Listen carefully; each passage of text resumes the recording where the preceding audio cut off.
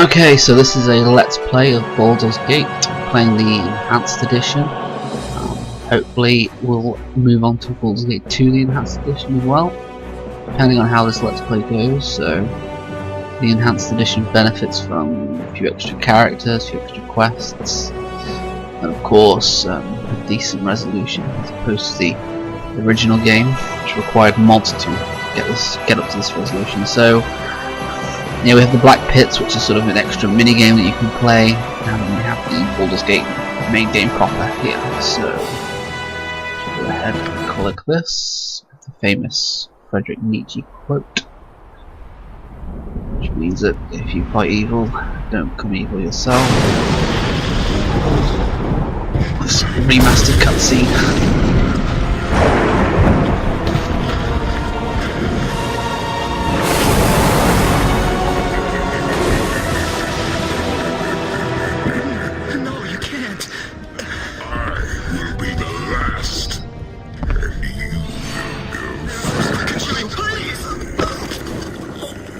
Probably not appropriate to do a cutscene.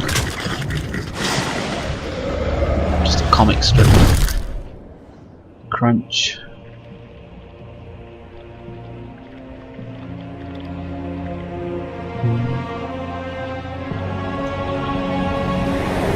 Introduced fairly early on to the bad guy.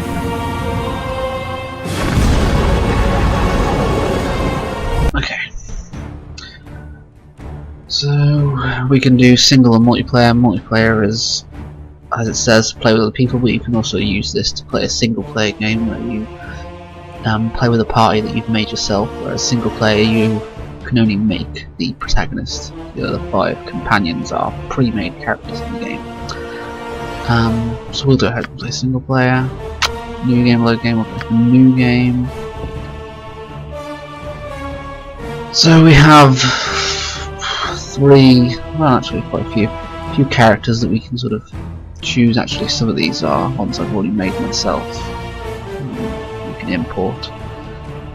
We're going to go ahead and create a character, which is always a sensible choice. So yeah, this video is mainly going to be about character creation, so you want to skip to the second video if you want to jump straight into the gameplay. I'm not going to talk in great detail about all the different intricacies about this character generation. I will talk a little bit to the gender. Obviously, you can tell I'm a man, so I'm going to go with the Y chromosome. It doesn't really make much difference in the terms of, it doesn't make any difference at all in terms of combat effectiveness whether you're a male or a female, but it does have some implications on conversations, the way characters react to you, and particularly in the second game, obviously your romance options. So let's be a male, and we have a variety of custom portraits. Who the hell am I going to be? I think I will be this guy, so yeah, I'll choose. Don't have any decent portraits.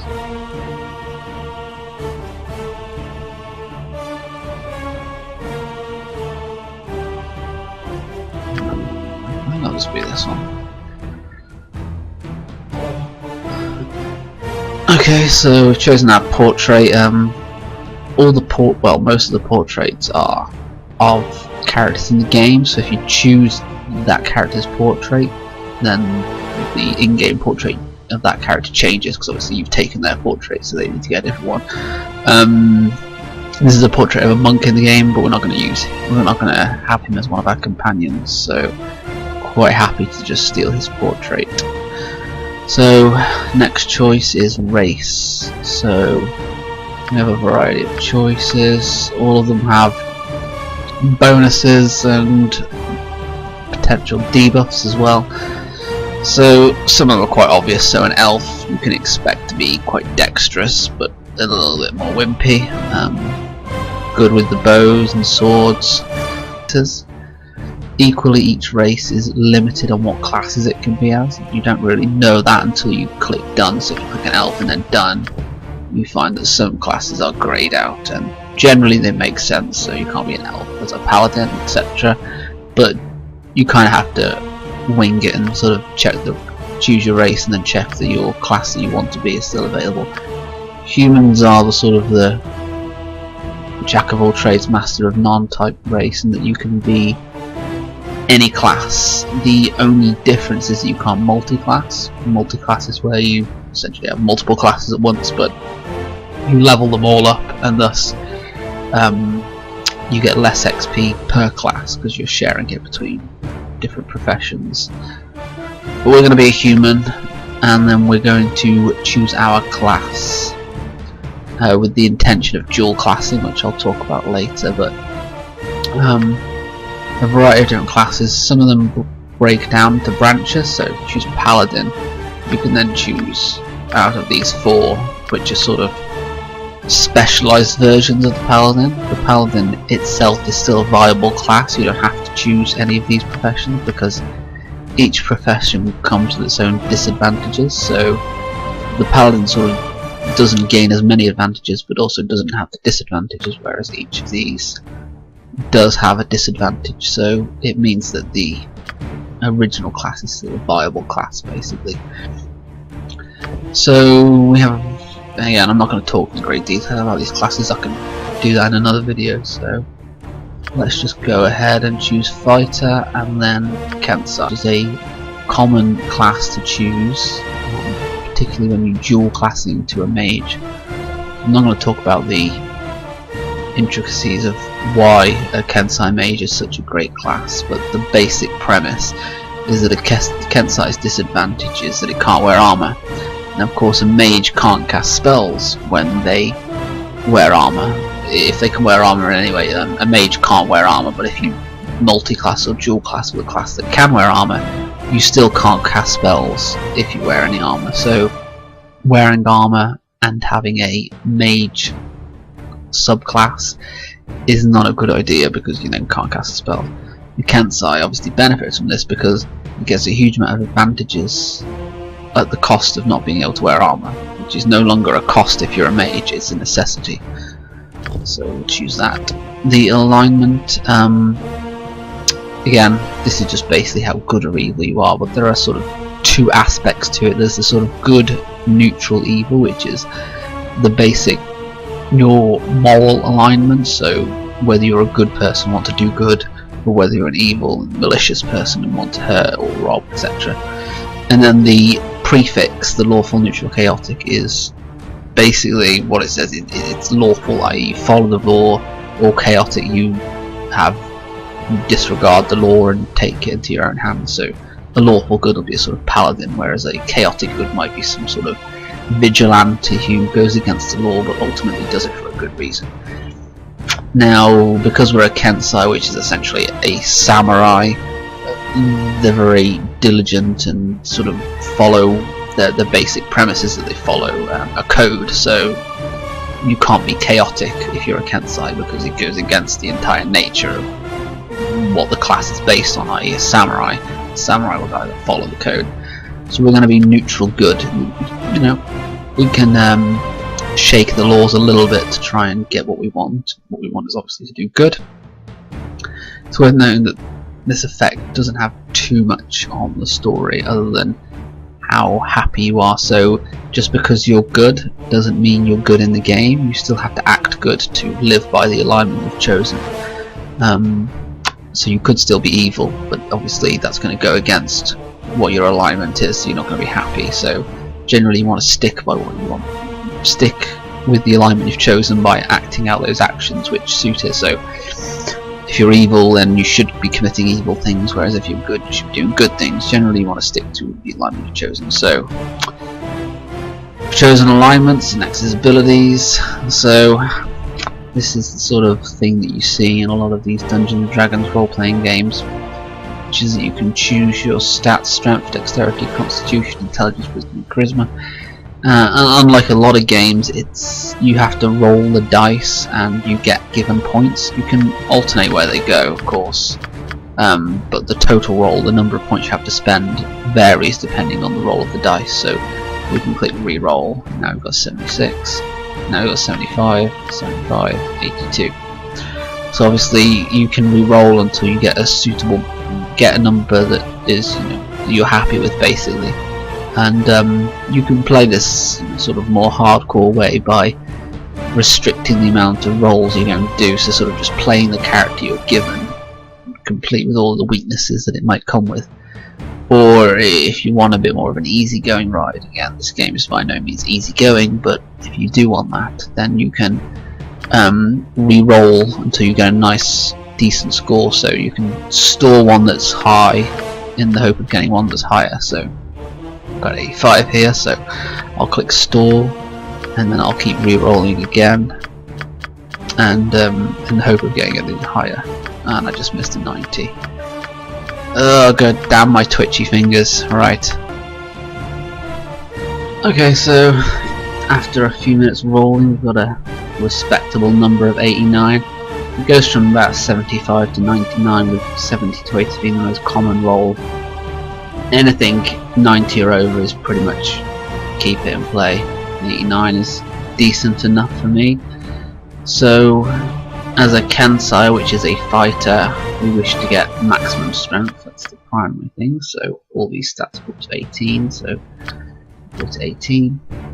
Now this number here is quite interesting. Unlike other stats that go to 18, they don't do this sort of thing here.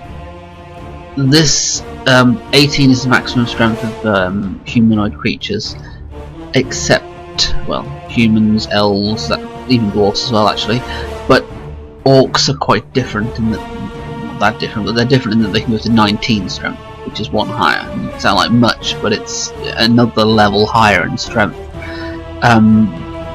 Whereas humans don't have the capability of doing that per se, but what they do have is a chance to reach a heightened level of strength. So essentially what you have here is this 59, there's a 59% chance that your strength will go over 18 on any particular hit. So if you use 18 strength, it may be a 59% chance that might actually go up to 19, and that's an ability that fighters have. So the higher the number of this, the better. It doesn't make a huge amount of difference, but if it's, I think 0-0 means 100% chance, it's the best. So that's our primary stat for a fighter. The next important thing to go for, if we're going to dual class, is to make sure that our stats that are responsible for that second class are high as well. So by dual classing into a mage, we want to make sure we have the intelligence to do that. So I'm going to knock this to 18 as well. Okay, so we have 20 points left. So we have dexterity, which is good for thieves, but ultimately it's your defensive stat. So defense works a little bit differently in this game compared to most, in that armor increases your ability to avoid a hit, but it doesn't increase your ability to reduce the damage that you take. So it's all about aversion rather than resistance, and dexterity adds on to that. The more dexterous you are, the more chance the enemy will miss and do no damage. So for your defense, the dexterity is what you want. So we'll start with 15 on that and probably go higher. Constitution is, as it says, health. It says it's an important attribute of a ranger, but not necessarily. A ranger still wants high strength, for example. But this mainly is things like poison resistance, and also the amount of health you gain, the maximum health increase after each level up. So the higher your constitution, the more your health will increase per level up. So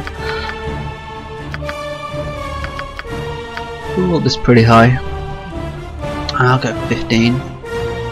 Wisdom is for priests, anyone that's casting priest spells basically, or druids as well.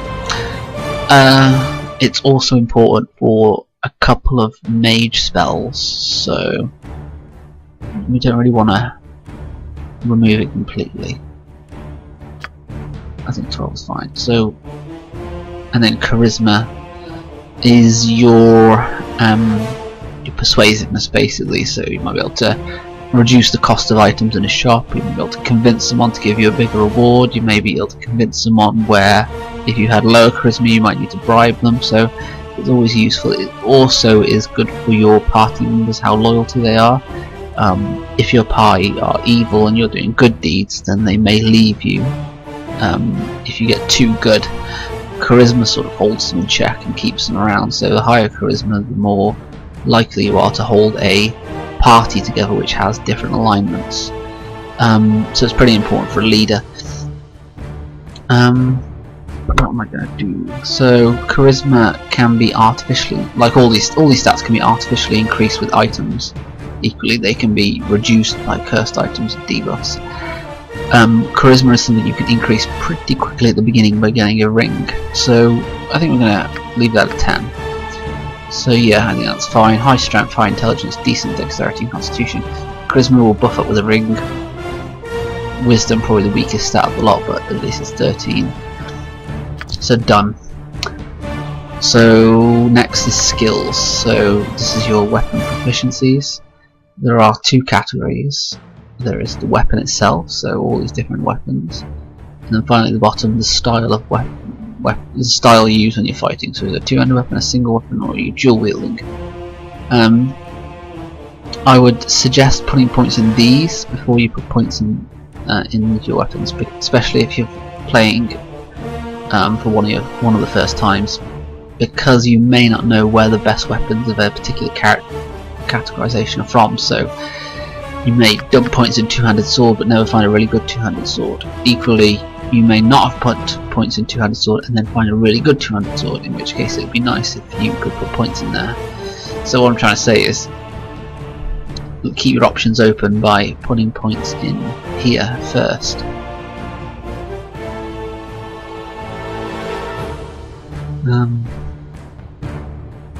So I think I'll go for two weapon style.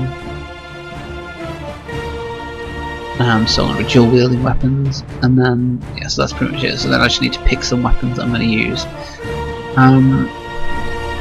Again, be very careful about choosing these, because some of them can be pretty rare, particularly for katana. Does it say it? No, it doesn't say it.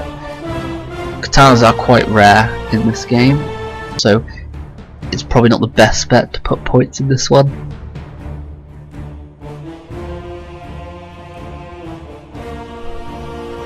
At least not straight away anyway. At least as you level up you gain more points, you may find a katana and then start distributing your new points to that. But for now I think I'm just going to choose longsword and bastard sword.